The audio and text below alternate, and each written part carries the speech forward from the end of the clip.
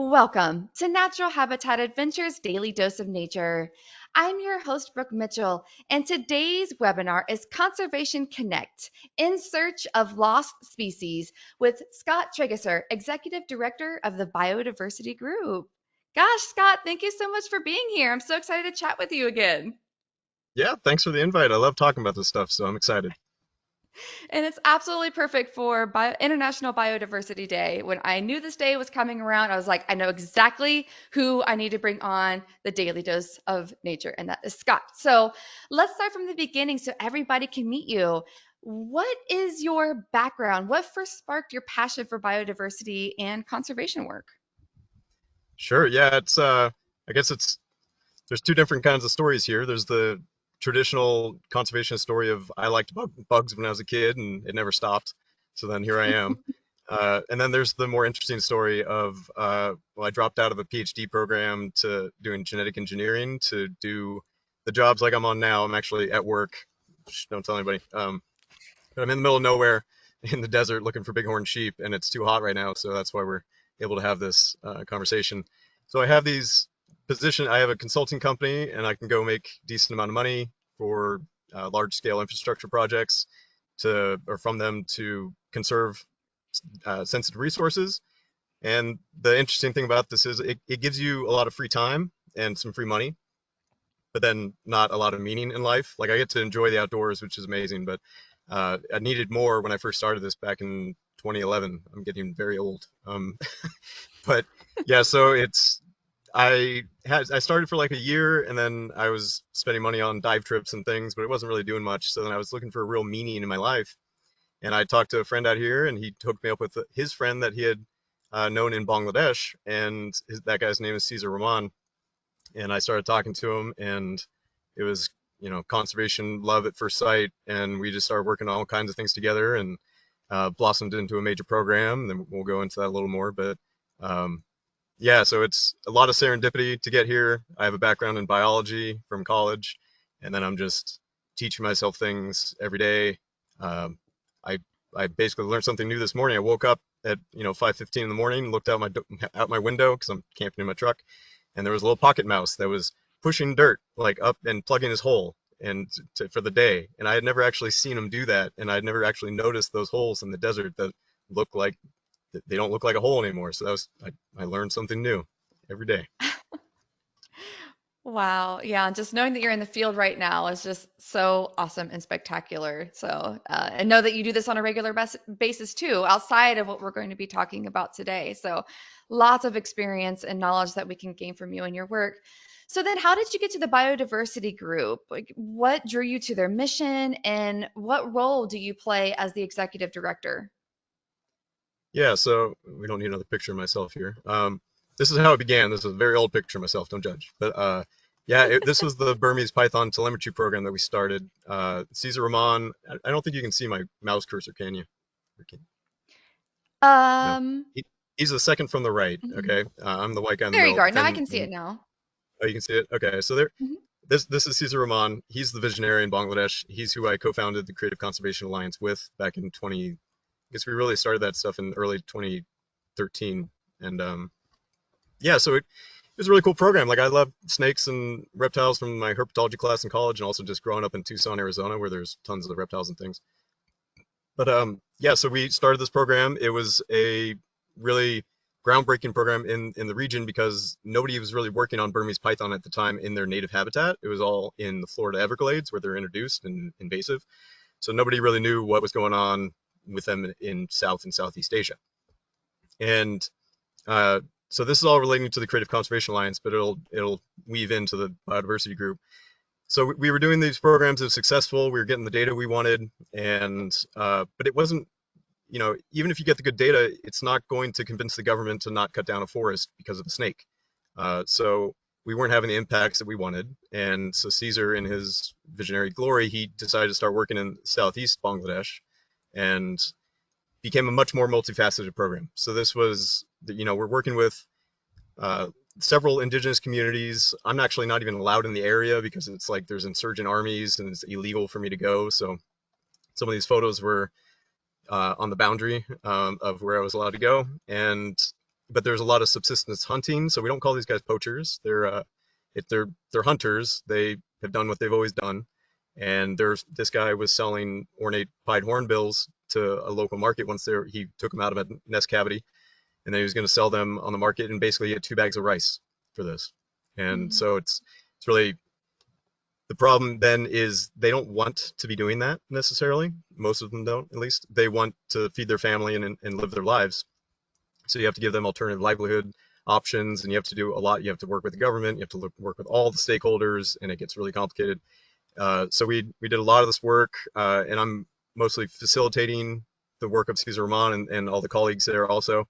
Uh, and so that's where the biodiversity group kind of starts, because I start seeing this glint of, well, this is my place. It's not, I don't have this in situ program in another country. I'm facilitating the work as somebody from the United States that can have the resources that I do, which he has no access to. It could be something as simple as letting him use my credit card to buy equipment, to getting funneling transmitting funds from the US to him, to getting program subscriptions, anything like that. So just the things that aren't really that sexy but need to happen is what I decided was really my place. And I'm always behind the scenes. Usually I'm not in front of the camera most of the time. I am also a photographer, so that helps.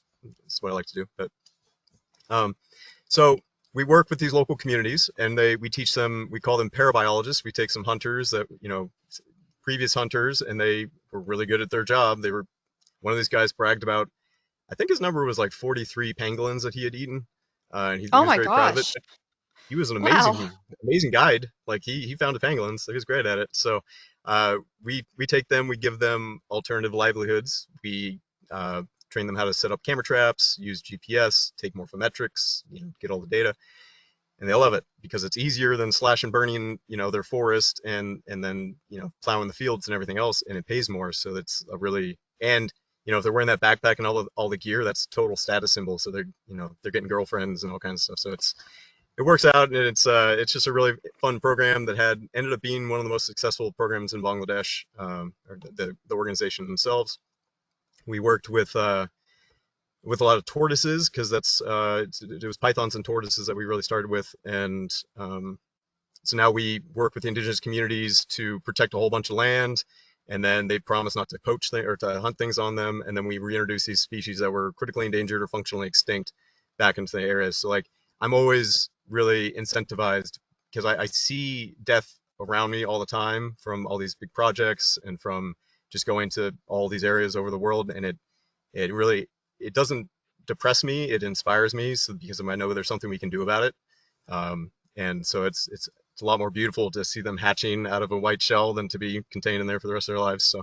Um, so then that was really the travel, the journey through Bangladesh. But concurrently, while I was doing that, I was doing expeditions with the Biodiversity Group, which had started in 2007.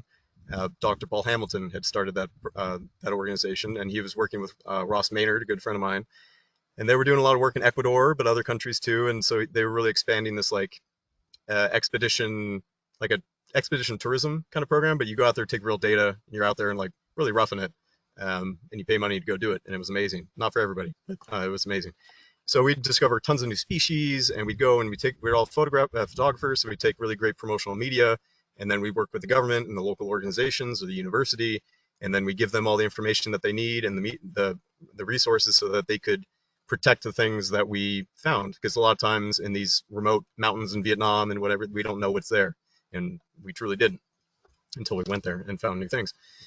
So that was my introduction. They taught me, you learn science in college, but you don't really learn science until you're doing it out in the wild. So that was a real big learning opportunity for me, and shout out to them, because yeah, they totally guided my life doing that.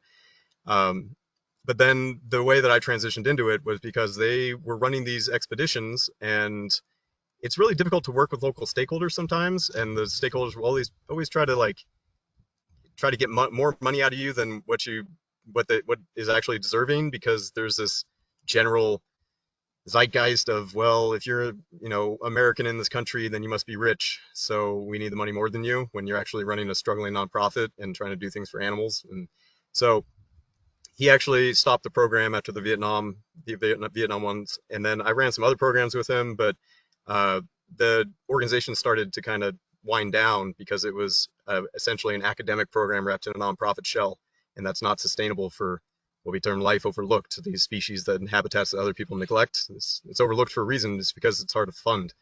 So he burnt out. Him and his wife Jo, they're now living the high life out on their trimaran in the Sea of Cortez, and they left the organization to me, and I couldn't just let it go. It was like a fully formed organization that I could just do whatever I wanted with, in line with the mission. And so then I took that over in 2018, which coincided very nicely with getting kicked out of the country in Bangladesh in 2019.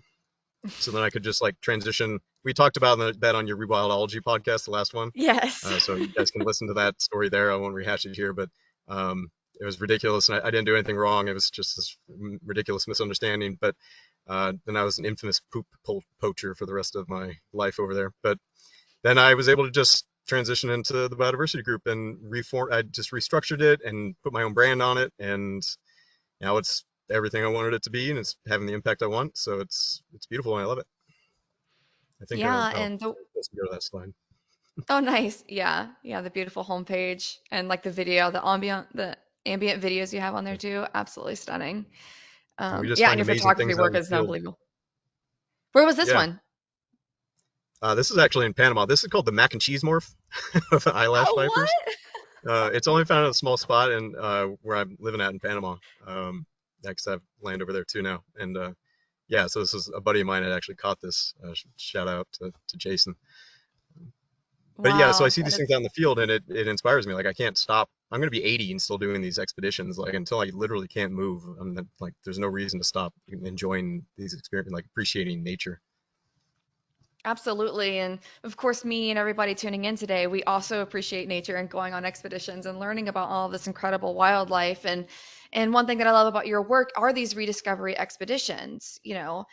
And there is a good chance that those listening have never even heard of one of these. So, what does it actually mean to rediscover a species? And why does it matter in the grand scheme of everything, things, conservation?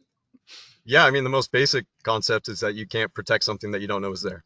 I mean, you indirectly maybe get lucky, but most of the time, you have a species of frog and it nests in a certain habitat in a certain time at a certain like river, and if you cut down all the dead trees that it was using for nesting areas, then it's going to die. Like you didn't actually kill any frogs, but you killed its nesting habitat, so it's done. So until you know that that species is doing that, then you can't convince the farmers or whoever the ranchers that are there to not do the action that would cause harm. And we've combated large gold mines, all kinds of stuff that, you know, when you rediscover something, we'll go through this a little bit more later, but there's some big impacts that you can have when you find out like, oh, there's all these species at this one area, and actually there's this mining concession here that shouldn't exist, and so you can fight it. And yeah, well, that's some jumping ahead a little bit there, but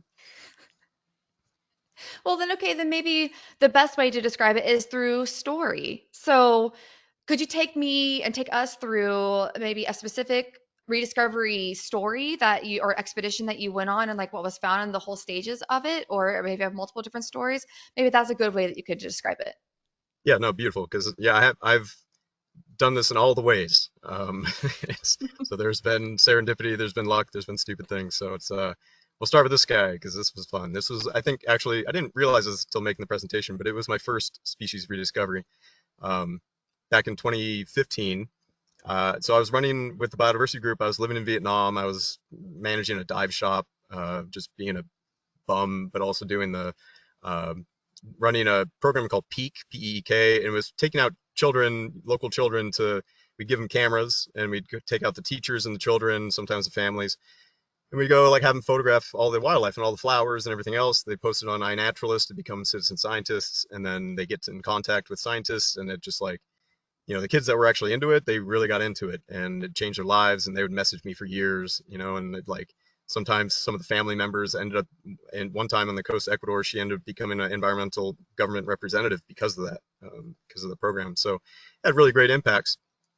And in Vietnam, so I was going out with a buddy of mine to one of the far islands that you usually don't go to. It's called Hong Kong, and there was snails and millipedes, all kinds of stuff. And I was just like, well, I should be a good steward of this program, just show the kids that this is what we do. So I took a picture of a pretty nondescript snail, right? Like, I'm not trying to bash on it, but usually you come across a snail and I just don't know much about snails, to be honest. I'm learning more now. I have some friends that do it now, so.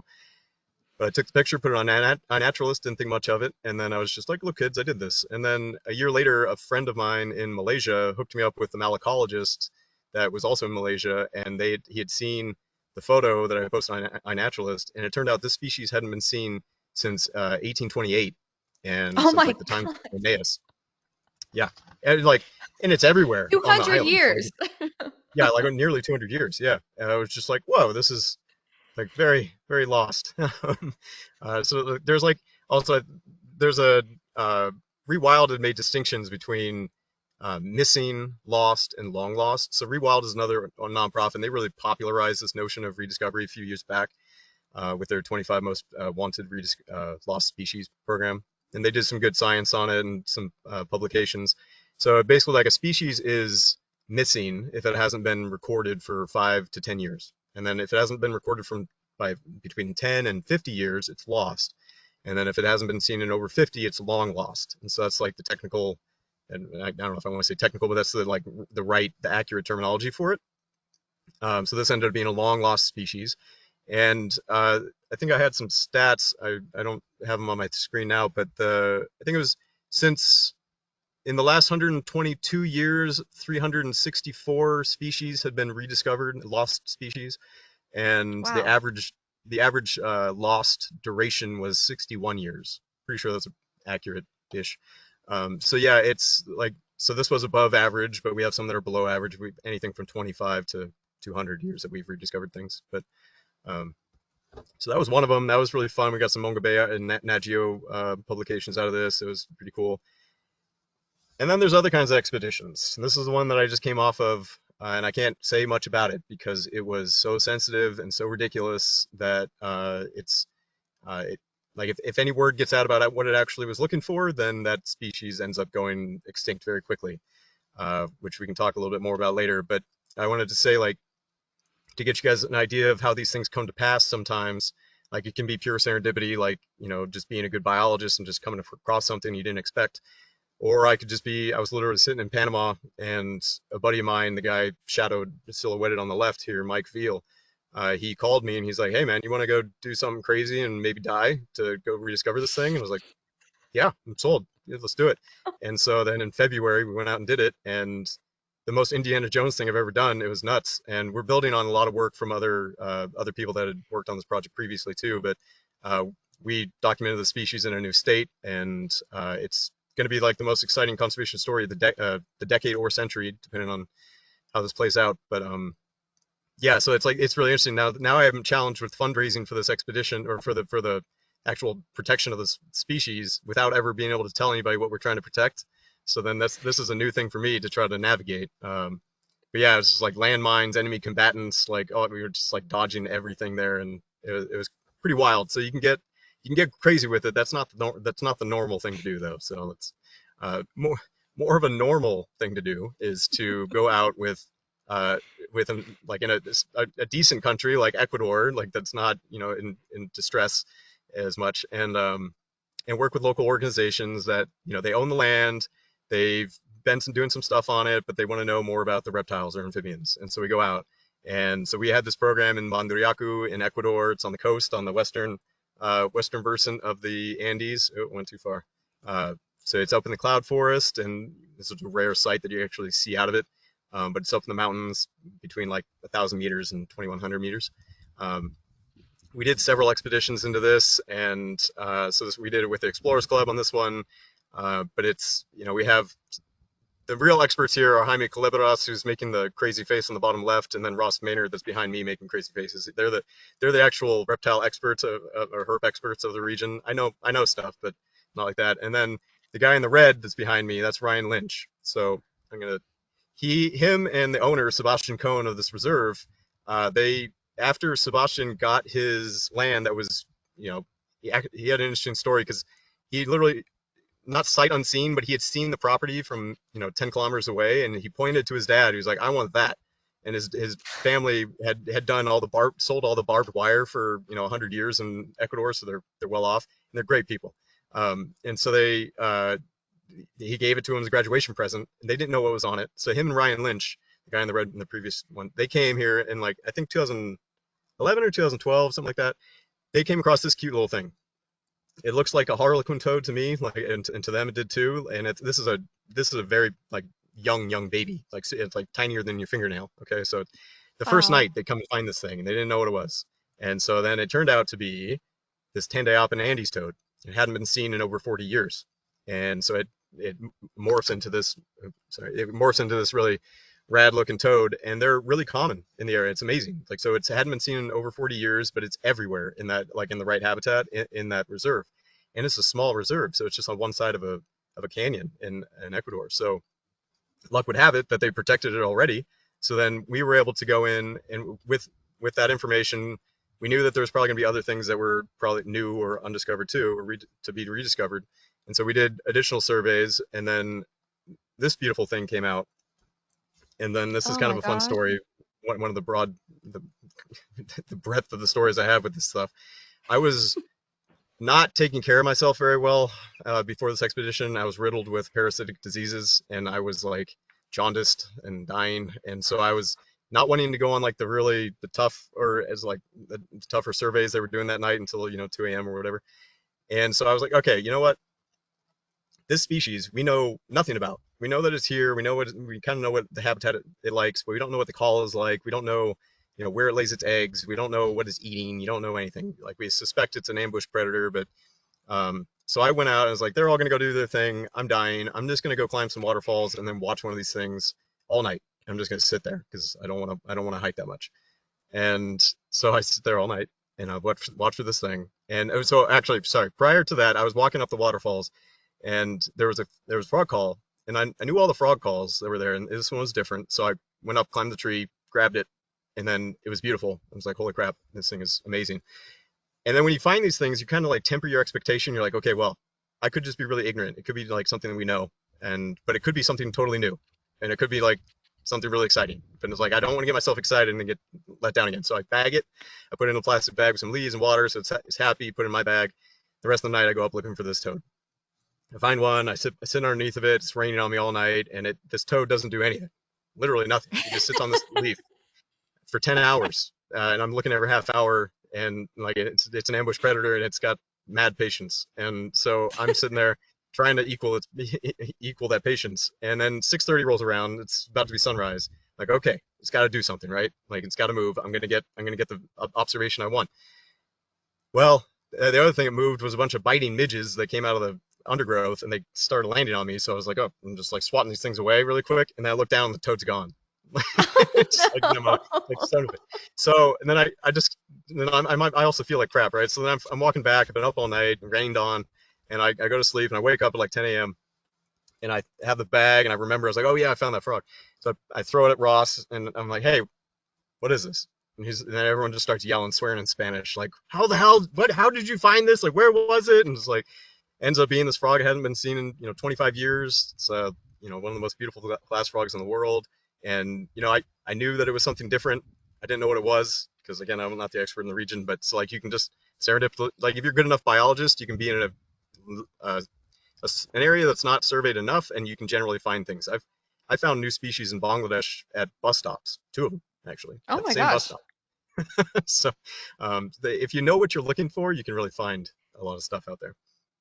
Um, but yeah, I just like this frog. I love this frog. This is Nymphargus balionotus, the Mindo glass frog that hadn't been seen in 25 years. And so um, Stunning. then I think we can go in sequence here. This is the one other rediscovery we had. We had a couple new species too from that Mundiaraka one, but this one, another kind of interesting story because we found this and it looks like a Ninia snake, which is like a coffee plantation snake, whatever you want to call it with common names, but uh, pretty nondescript. It's a black snake. I found it on the last night that we were there on a different expedition, and I think this was like 2019, I think, and it was like in a stream or near a stream, and I grab it, and it's a nondescript black snake. I thought it was a Ninia, which is pretty common.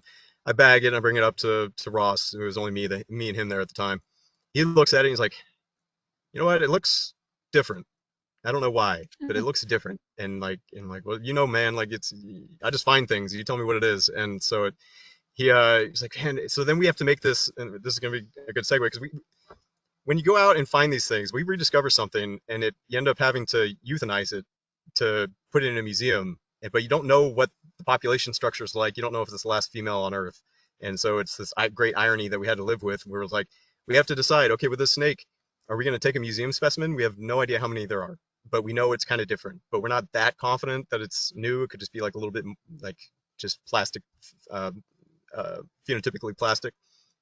So we ended up releasing it. We took some photos, we released it, and then Jaime Culebras, he told us a couple months later, he's like, bro, I think that was Amocleophis fulguri, and like this crazy, it's a weird name, but Fugler shadow snake, and we're like, oh shit. So there's like a scale that's different on the face, and that's kind of like it. And so then we had to go back and rediscover that species, and then we did, luckily, and then actually make the specimen, and then it gets wild from there because then we had to.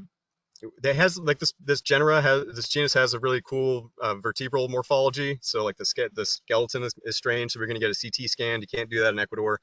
We actually got it to Texas, and then they took a while to do the thing to get in the CT scan, and then they FedExed it back to us, and FedEx lost it.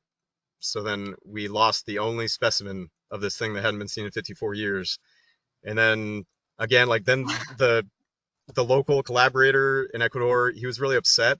I mean, I get it, he's upset, but it wasn't our fault at all. And he authorized this whole thing, so that ended up like breaking a whole relationship there. And it's like, so there's like a lot of things that go into these expeditions that are not just going out into the forest and finding something. There's like all this tangential relationship stuff that can kind of make it difficult, but in the end, you just persist and you get it done. And that's why I love having these kind of conversations because, again, we might just see this headline, a shadow snake has been rediscovered in Ecuador after 54 years. But to actually understand what goes into these headlines is so invaluable. And it's so rare that we have these opportunities. And it's like why I tried to put myself as the conduit in between that. Like, what is the actual story behind here? Who are the people who have rediscovered this?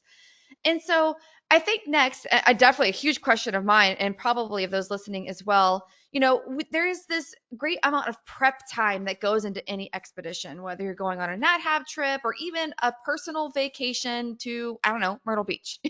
There is prep time that goes into this. So could you talk a little bit more about that? How do you prep? Like, what is step one? Like, how do you even get this thing off the ground and then get into the field to see? And you don't even know what the outcome is going to be. You just know what the plan is. So how do you plan for one of these expeditions? Yeah, so for the ones that we actually plant, sometimes it's just an expedition into a region that we don't know much about, and then you have some idea what you're going to kind of find. You know the different genera, but you don't maybe know what species are there. Nobody's ever looked there. So we can go and it's just kind of like it's amazing. It's like the world's biggest treasure hunt. You just go and just like an Easter egg hunt. You just go and like, oh, look, I found it. Like it's a big reward and it's amazing and it just keeps you going. Like you're walking around for 5 hours at night not seeing anything, and then you see this thing that no one's seen in 100 years, and you're like, whoa, that's just like the adrenaline rush with that is amazing. But other ones like the Mandurriaku one, that's working with local stakeholders for multiple years. And it's like we plan, we go there, we're finding new things every time until we're not, and we hit that species accumulation curve, which we did there. So we kind of it tapers off. There's an asymptote. You keep putting time in, but you're not finding many more species, so then it's not worth our effort anymore. So then this one is a good example of planning because this was a partnership with Rewild, and it was to find Zug's monitor. It's a species of lizard. We don't actually know how big it is because there's only one specimen and it's a juvenile, but it's probably like 3 to 4 feet long. Hmm. And we made a big deal out of this. We were trying to get it pushed and actually make it a success. And then, well, so 2020 happened. March 2020, we were actually scheduled to go on this expedition to Halmahera in the North Moluccas in Indonesia. Had everything set, and then yeah, March 2020, right? And so it got canceled. Then that collaboration ended because things happened with them. Then we found a new collaborator, and then for 5 years, we tried to get this program back up on the ground. And so I do all the research. all the literary research, go through all the journals and everything, and talk to people on the ground that have been there before. That I talk to the locals and the local hunters, get all the information you need from guides, everything, and then you form this thesis of like, okay, well, knowing what I know now, like they did, we figured out what's in the gut of the one specimen that we had, and those lizards were, in this place, and there's a lot of competition on the island between other varanid species, so we think that it's probably in this area and doing this kind of thing. So it's like it's a game, it's a puzzle, like it's just solve the puzzle, right? And I like it. And so then the other aspect of that is too, like, well, we think it's up in the trees, so then we designed a drone to go up there, and we were going to collect aerial eDNA, so like Hmm. environmental DNA. So we're always sloughing off skin cells and things, and so are lizards. And so if you can capture that in the air and filter it, and you do it enough, then theoretically you get the DNA of that lizard, and we can sequence the DNA of the one type specimen that's in the Smithsonian. Luckily, we had a friend that was family friends with the curator, so then we were able to, and it was formaldehyde. It was preserved in formaldehyde, so it like that binds the DNA in a weird way, and so you can't actually easily sequence it. So you had to do special things, and he was luckily an expert in it. So like fortuitous. So we like got the DNA. We were gonna do all this stuff, and then we had this partnership with Conservation X Labs, and they were gonna have this real-time eDNA sequencer, so we could take the sample and like minimal prep, because we do the prep prior to even being there, and then we just like slide in this thing, and then it'd be like, ooh, positive or negative. Animal has been there within the last 2 weeks. It was going to be That's beautiful. It's going to be like the amazing. first time that's ever been ever that would ever happen. Turned out the costs were like way more than anybody was actually projecting, and so then we had to scrap that. And then so instead, I made the drone, instead of having the drone take up like a filter, like an air pump and a filter setup, I would take up camera traps. And so I designed a system where you can have these camera traps, and it basically just has a giant snap bracelet on it that's adhered to with a 3D printed little mount, and it's super simple, and you get the right model. You can fly it up, and then there's a branch, and it just slaps down on it, and then you can have some bait in front of it, and then the lizard was going to come, and I was going to find it. Beautiful, it was going to work.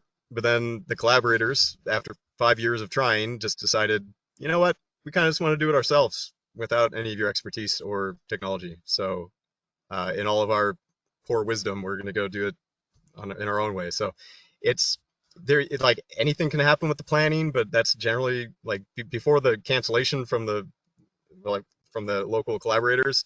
Like that's kind of what it is. You search the literature, you make sure you have everything you need, design it if you don't, and then form a plan and go out there and hopefully execute it properly. And so this isn't the last time you'll hear about this from me, probably this expedition, but I can't really go into any more than that. Right. Okay. So, wow. So it almost sounds like there is significantly more, if not years more, of prep into one of these Sometimes. expeditions. Wow. Before even getting there. So that is enlightening in itself to, again, we see this one headline and then to know that more than likely years went behind into that one headline of this species being rediscovered. And then you've brought it That's it. up. So Go let ahead. me No, go interrupt you ahead. really quick. No, Yeah. so that's usually how the good people do it. But then there's other people like Forrest Galante who goes out and he has that Extinct or Oh. Alive program, and he's a popular YouTuber. He's a nice guy, but he's doing it all wrong. He basically goes out and somebody else has done all the research and done all the work, and then he goes out and takes all the credit and then doesn't give anything back to the local people that actually did it. And so he's Hmm. like, there's also ways to do this where you're just parachute sciencing in and making a bad name for everybody, and that's what he does. So I just want to make that clear. Like sometimes the most popular people are doing it the worst way possible, and that's just an irony that we have to live with life. But usually you establish good relationships with the local organization, you work with them, you support them, and then our organization supports them afterwards too, so they have everything that they need to protect it. Because once you discover it, well, it doesn't protect it anymore in and of itself. You have to do work to protect it, which is what Forest fails to do too. But anyhow, I just wanted to put that in there. Well, that was my next question actually. So then what comes next? So before we started talking, and everyone listening, you might have experienced this as well. So there's always this grand excitement that a species was either discovered or rediscovered, but then a lot of the time there is this negativity that comes with it too. It's like, oh, but we don't know all these things. It's probably already endangered. Just a lot of like like this is really exciting, but then also at the same time, now there's all this fear surrounding it. So, and you just mentioned it too, like there's a protection step that the biodiversity group is make sure that you do as well. So like if you do rediscover a species, then there's this whole plan on protecting it. So how do you do that? What is like the long term impact, or how do you put all of those pieces together to make sure the species is discovered or rediscovered and then protected?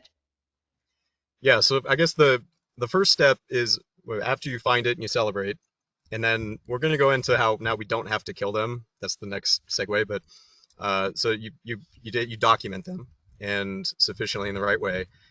Usually, if it's a new species, you gotta document like six before you can actually describe it. Like three males, three females. Make sure you capture all the different morphologies that could happen in the species. And then so you do a lot of science. It takes a lot of time to do the species description papers. I've done it. It can take a year to write one of these things if you're not pumping them out like some people, which are amazing. I don't know how they do that, but then you can. The next big thing is you make sure that the listing in the IUCN, the International Union for Conservation of Nature, they have the red book, and that dictates for all the governments. They're the only nonprofit, the only environmental representative in the UN. So they actually have a lot of sway Mm. in the international sphere. So if you go through, and they have all these people like me that are IUCN Species Specialist Commission members, and we go in like, so you can be one for like turtles and pythons and vipers, or pangolin. That's the ones I'm in. But like there's all kinds of things, platypus, whatever. But so these people are all volunteers, and then they can assess things. And so if we find something, then we try to figure out how much habitat is it actually occupying, how much habitat would it have previously occupied, and so what kind of like shrinkage did it have. You try to model like how many species, like what the population decline is, what the threats are, and then depending on all those very quantitative measures, you can decide, okay, well, it's going to satisfy this criteria for being critically endangered or vulnerable, whatever. And so if you get that, and usually if you rediscover something like you alluded to, it's critically endangered because we didn't know it was there. It's really hard to find. It's probably only in that one spot anymore. So there's a lot of work to be done. But until you can get that like assignment of it's critically endangered, then it's harder to get funding. So once it's like CR, then you can put on a grant and be like, okay, well, we have 5 critically endangered species for this area. And I'm gonna fast forward through this stuff and then go to right. So like we can, once we get it listed, this was a new species, we got it described, we got it listed as critically endangered, and then we go and we petition, we give the local organization, which was Ecominga and Fundación Condor Andino in this case, we give them all the science that we did, all the promotional media, the photos, the video, and then any support that they need thereafter, like which we'll go into more too. I give the Biodiversity Group supports like with administrative stuff and everything too. And then they were able to petition for funding from the World Land Trust and others to double the size of the reserve because they showed, okay, well, before we did those surveys, they had, 2 endangered species or something. I actually forget what the number is. But and then after we did all those surveys, which involved orchid experts and all kinds of things, then there's, dozens. And so then which one are you going to fund if you're a funder, like the one that has 2 or the one that has like 25? And so then it becomes really attractive for funders. So you're really showing the value of that area through these discoveries and the science, and then getting pretty pictures like this and others. And so then, yeah, they were able to expand 2x, and they're still expanding. And that I just met one of the guys in New York a couple of weeks ago, and he told me that they got national park status now instead of it being just a private National reserve. So park. yeah, so they're doing great work. Wow. It's like really protected. And then we thwarted this gold mine too, and we is a big like collective. But so this is a good example of in Los Cedros, which was just upstream of Manduriacu, and there was a mining concession. So in Ecuador, it's like an eminent domain kind of situation where the government retains all mineral rights to everything, it doesn't matter if it's privately owned or whatever. So they can legally sell concessions, like an area of land, to a mining company to go prospect and then, mine, just take it. So if they did that in that watershed, it was going to destroy everything. We know how this goes, and it's a gold mine. We don't need a gold mine. That's just money. But Ecuador is hurting for money because they kind of had a rough time in the pandemic, and then There's a lot of issues with that. So they had bad incentives to try to make this happen. Luckily, since I think in 2008 they instantiated the rights of nature into the Constitution in Ecuador, and this stated basically that like, well, if you're going to do an action that is going to have real risk to uh, the livelihood of the species, then it's unconstitutional, and that was never tested until this time. So Oh, since wow. we're downstream, is going to affect us, but it's mostly focused on the Los Cedros Reserve that was upstream, just like a stone throw away. And so they went up to the Constitutional Court, which is like the Supreme Court, and the judges were very uh, obliging of our arguments, and we had all this nice media and all the good science for years and years and years. There was good science from Los Cedros, and so that was actually they ended up winning. They went. There was the first time that it was ever tested for the rights of nature.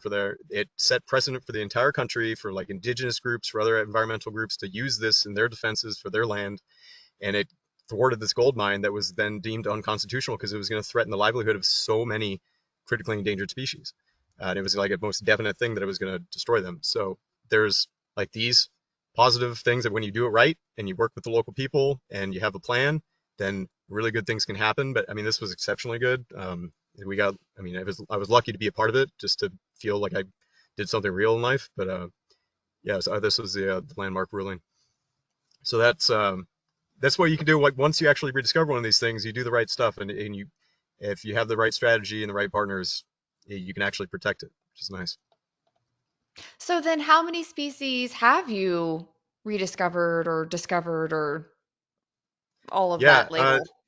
it's a vague number because sometimes you can discover something but not describe it. So if I discover it, Oh, I'm like, okay, well, this is probably new. This is like I remember like there's a lot of these, but like a flower in Oaxaca or like a tarantula in Oaxaca. Like there was stuff in Sonora. Like there's all kinds of stuff everywhere that you're like that is really overlooked and no one's really working on it. And it's you contact somebody and they're like, well, it's probably new, but I don't have the expertise to actually describe all those species because I don't know all the yeah, I know reptiles, amphibians, and pangolin, and well, I know other stuff too. But like that, some of these things I just can't do, and you need an expert in that field. So they remain undescribed but discovered. And so I mean, there's dozens of those that I have, and then rediscovered, it would be uh, like four, I guess, and then new species described is like six, maybe. But yeah, so like that's incredible. there's a handful. Um, but everyone's exciting. Like it's just like you take the Yeah. selfies, you're all like just thrilled, and then and I think that's probably the good segue to go in back into the technology stuff. Um, Yes, because that was my next question. So one of the biodiversity group is so innovative, and that's actually how you and I connected originally, is for this state of the art 3D scanner that you created with Sony to so you had a way to be able to take well I'll let you explain it. Never mind, I'm gonna stop myself you do good. You're from doing good. explaining your work. But yeah, so technology is a fundamental part of what you do in like new conservation technology. So I would love to hear more about it. I know everybody would as well. What are the technologies that you developed and how are they used in what you do in these rediscovery expeditions? Yeah. So I mean, there's a whole suite of these things from AI bots to we have the drone that takes up the camera traps, but the one that's making the biggest splash is this 3D scanner. And this is a cartoon that is an old cartoon that I think is really apt. It's just like they go out and they say, "Oh, an excellent specimen, symbol of beauty, innocence, and fragile life. Hand me the jar of ether so that they can preserve it." And it's just like, "Oh, it's beautiful. Now let's kill it." And that's what we've had to do a lot prior to the scanner that I'm going to show you. And so now, if this works, now, behold the future. We can do these instead of taking a physical specimen where we have to, ethically euthanize it. You use different chemicals for different species, but try to, without pain, kill it, and then you actually fix it into a position with formaldehyde. And before you do that, you take some tissue samples so you can get the DNA, and then you deposit it in hopefully a local museum so that the people that live in that country can actually do the research on it and not you just go and silo it, open the Smithsonian or something, so nobody in that country can ever access it again. Yeah, so that's another thing. But so that with this, we can just take a 3D scan and I call it nature scanner. That's just a crazy acronym. It doesn't need to be said. But you see, so this is how that works. You just spin this. This was the first version. Okay, so this is sponsored by Sony, but it costs like $8,000 if we were gonna actually somebody was gonna buy it and do it. And it was like a whole bunch of custom parts too that I just had laying around that I worked with a photogrammetry expert from Hollywood to make it, but then he designed it in a way that wasn't going to work. So I had to redesign it like the day when he finally sent it to me. It was like 2 days before I was going to go on the expedition. And so like I had to totally redo it with like just tripod stuff I had around. It ended up working really well, but it was really hard. It was really difficult to use. And it was just a function of like limitations within the system, lots of wires, all kinds of stuff. So no one else was crazy enough to figure it out. So, and it was too expensive. And so it was amazing. You could put this thing in a backpack and I could take it out in the middle of the jungle. This was in Mandurriaku, and take these 3D scans of these animals. Yep, nope, next one. And so you get these amazing 3D representations of all these species that you can find. And then this is so accurate that we don't have to euthanize anything anymore. Well, okay. Some things you still might want to euthanize if you're looking for certain things about them. Like I can't discern any bone morphology from this. I can't do any electron microscopy with it. You know, you can't look at the retina, you know, that kind of stuff. But in order to protect it, like this is, and to document it so we can actually just protect it. So then you can do all that stuff later when you find out there's a healthy population that you can sustainably take 3 or 4 out of so you can study them. We can just take this 3D scan, we put it online, and then it's open to anybody. It's democratized access. So then the more you make it accessible, the more studies that happen on it, because people can actually do research on it. And so people in the US can do it, people in Ecuador, DRC, whatever. So this has been like a thing that everyone's been waiting for, that nobody understood why it wasn't already done, but then nobody actually did it either until I did it. So this is a horned marsupial frog. It actually has a pouch in the back on his back that holds his young. It's a big frog too. It's like the size of your palm, but critically endangered. But you can do bugs. This is kind of katydid. And the smaller you go, the less resolution we were going to have with it. But here's that Rabo lolli, the Tandayapan Andes toad. And then it's cool too because like you can do all kinds of stuff with this. You can put them into augmented reality, and I can rig it in 3D, and I can have it hop into your hand and sing you like an AI generated song, or you can like just have it like connected to a chat bot and be like, well, what's your deal, man? And then it like talks to you and it tells you like, well, I'm dying and I need help, and so whatever, I'm just playing with this. But you can have all these different engaging activities, because when you go and do, I do presentations with kids and stuff, and you have like a live specimen, and it totally changes them when they actually hold it for the first time, like holding a snake for the first time, or a turtle or whatever. And that's so much different than seeing it on social media, where you can say like, here's all these great photos and facts, but like it's still digital and two-dimensional, and just doesn't grab you emotionally like it could if it was in real life. And so if you have it in VR or augmented reality, you can actually like emotionally experience it, and then it can actually like convince somebody to change how they act or vote or donate, and like it's actually like a emotional memory for them, so it actually instills more motivation. So that's what I'm really hoping comes out of this. And so that was the first version. This is the second, and so this is what I'm developing. The prototype's already made. It's sitting in San Diego right now, and actually this weekend I'm going to test it out. So we had an update pushed from the software that we needed, and so I think it's finally ready. But we just have a system of a number of phones, and then like a mirror system and some polarizing filters and things. And so essentially we can just go in here, and it's all 3D printed and open source. So like Oh my anybody can gosh. download the plans. I'm not trying to make money on this. I'm just trying to make something good happen. And so you could be in Malaysia. You can get 10 knockoff Android phones that have decent cameras. You can print the stuff all out yourself, and buy a couple screws, but at your local hardware, and then you can start scanning. So instead of spending $8,000 on the Sony system, you can just do it for however the cost of the phone is and the plastic.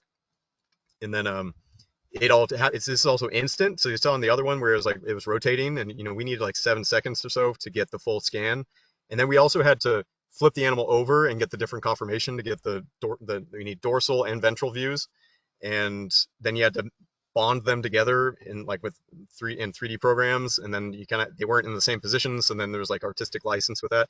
This, we just have the mirror system, it all stitches it together, it's all in the same stuff, so it's more accurate, and it's also instant, so we can if the animal moves at all, then the programs can't stitch it all together, because you're taking like 130 odd photos with this system instantly, like within like a second and a half, and then you use special programs to put it all together and make that 3D render, and have like a built-in scale, so you know how big everything is. And so yeah, this is the new latest and greatest. It's going to be available to everybody in the next coming months. I got leading some workshops and conferences this summer, so we can get it pushed and get people to trained on it and how to use it. So we're really excited to get this out. That's incredible. Yeah, because we sat down and chatted about, version 1, which was still amazing and impressive, but whoa, this is next level. How exciting, everybody. This We're seeing this this was for the harder first because time. the other one, I mean, it was hard, but it wasn't that hard. Like, but it was like I was the only person in the world who could do it, and that doesn't help anybody. Like, I'm not out there all the time. I'm Mm, doing other things, and so like the only way there's gonna be real impact is if I could get it into the hands of everybody else, and they're all poor conservationists, so it can't be expensive, it can't be technically difficult. Not everyone's gonna figure out how to do all the stuff I figured out how to do for this, and so that making it simple and cheap was took some thought, and there's some creative things in here that I didn't talk about, but there's some technical challenges that were took a long time to actually get figured out. yeah, and someone just asked, how do you keep the animal from moving during the scan? So that's another part of it. It's kind of an art. It's like Tai Chi. You're just like, here's the animal, and you kind of go around it and put your good energy into it. Like, so you manipulate these things, and the big thing is like, so I'm a photographer, and most of the reptiles at least and amphibians that I photograph, they're ethically manipulated. So I take them, and they're not, if it's just on a leaf sitting there, it's really wary and it's going to run away. And you're not going to have like, I have a flash set up and all kinds of stuff, and like have to get the exact right angle. And you just can't do it when it's just like ready to bolt. So instead, you hold it and you gently place it and slowly place it in a position in the right, with the right background and everything else. And then you kind of just like the slower you are and the more calm you are and the more sweet things you say to it, then it's going to stay still. And then it's just an art that you kind of learn. But a lot of herpetologists know how to do this. And so if like you study your animal, you kind of understand your animal. And everyone is different. Like sometimes I remember this one frog that we had in Ecuador. It's the first time it was found in the country. It's Megistus. It's like this big macho frog, and it wouldn't stay still for anybody until I figured out that if you drop a drop of water onto its eyeball, then it would stay still for like 5 seconds, and then you could get a photo. And it's so like everything. Sometimes you have to like place them by the tail first, or like there's like little.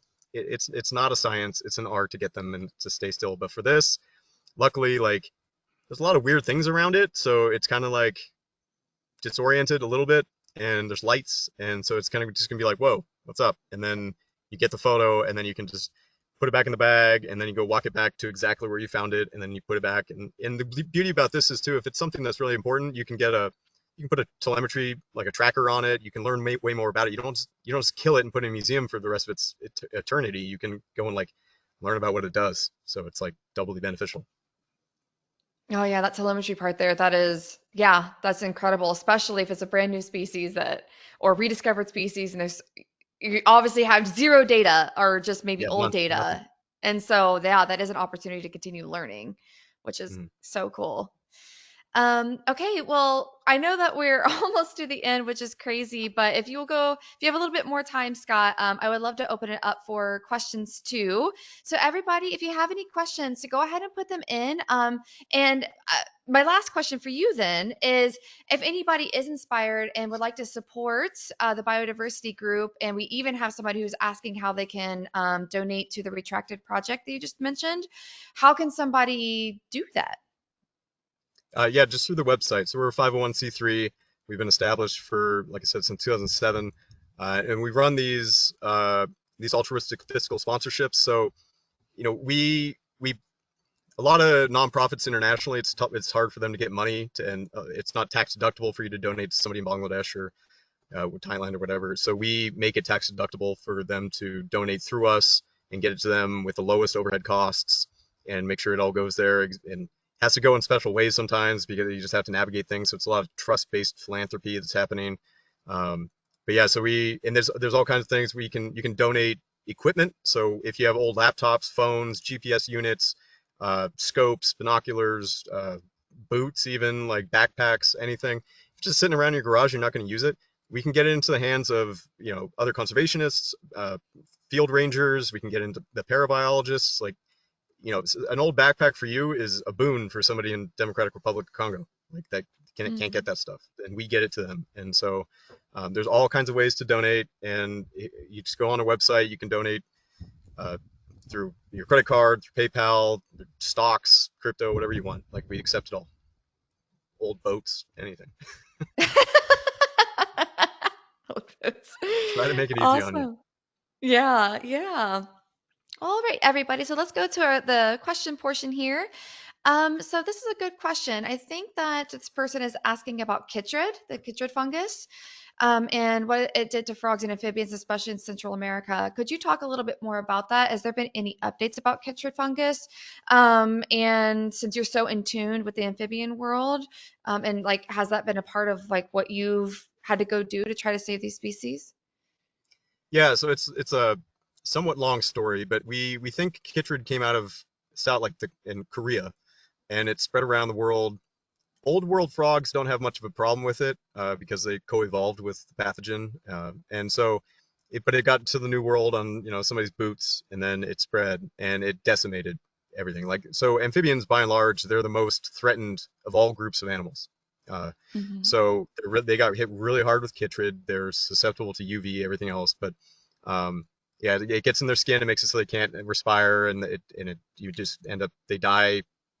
I don't know. It depends on the species, but a lot of them are like exceptionally susceptible to it, and you get like more than 90% mortalities. That leaves the population vulnerable to anything else because you just lost 90% of your population. Any other thing that came in there, it's like you're just hanging on by a thread, right? A lot of times there'll be waves.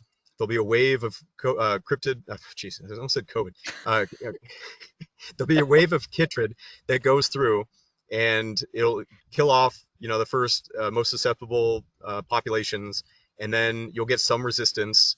And in some populations, some just go extinct right away. Antelopus, commonly, they were just got hit really hard with it.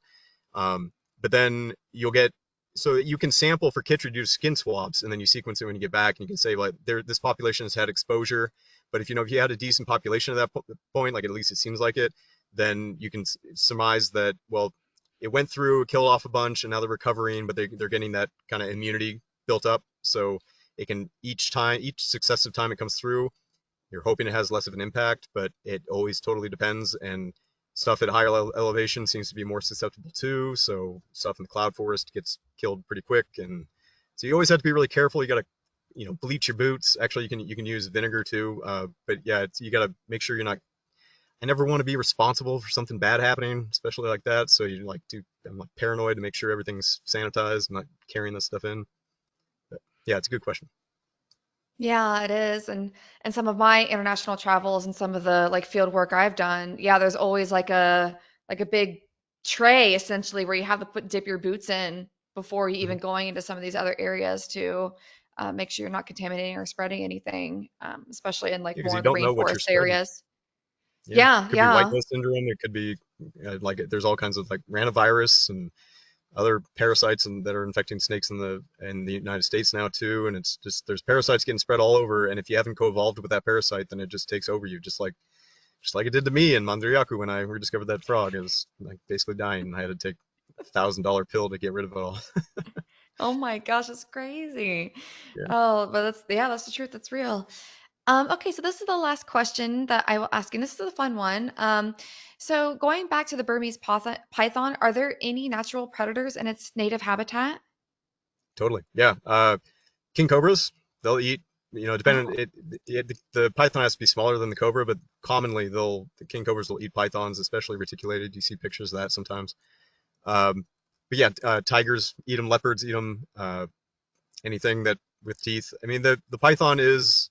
a formidable predator, but it's also slow, at least when it's trying to move and escape. So it's cryptic, so it blends in really well, and it probably doesn't smell much. So something's going around, a dhole or a tiger or something's going along, and it might not smell it, but if it encounters it, and it dodges that first strike, then it can totally get eaten. So you see, just like you see in Africa, you get more pictures of it in Africa because you do the safaris, but you'll see stuff carrying pythons around, and yeah, they do get eaten. But they can also eat back. They could eat a baby tiger. They could eat, whatever fits in the mouth. Like they can eat it. And sometimes it doesn't really fit, and it just bulges out the side and kills the python too. So it's kind of crazy. Yes, yeah. Well, all right, since we have reached the top of the hour, I'll go ahead and end the Q&A portion for now. So, Scott, I would love to turn it to you for any last closing comments. Yeah, no, just thanks for the opportunity to spread the word about this, and happy World Biodiversity Day to everybody. And if you want to get involved, we're going to start running tours again soon. I'm getting more inspired to do that. It hasn't happened since the pandemic. We're thinking about going down to Ecuador. We might be partnering with Brooke about this too. And so yeah, if you're interested in doing that, just send us a message to the website, or you can look me up, Scott Trageser, on all the social media. It's very easy to find me anywhere. So just send me a message however you want, and we'll get you on a list and see if you can join us, or if you have any old equipment in the garage that you're not using anymore, we can make it have real purpose. And uh, if you are just curious about how other ways you can support, even just not our organization but others, just send me an email and I can talk to you. Absolutely. And everyone, check out Scott's photography too. I mean, you saw a Thank snippet you. of it. It's absolutely stunning. So you can even Yeah, purchase that's some of all on them if you Instagram. would like. Yes. Yeah, Well, awesome, Scott. I'm so appreciative. Thank you for celebrating International Biodiversity Day with us. And I would like to thank everybody who tuned in. Join us tomorrow for our next daily dose of nature. You can check out this week's lineup, including registration links, on our website at nathap.com/webinars. We did record today's presentation, and we will have the replay available on our website soon. With that, I will conclude the webinar. Goodbye, everybody.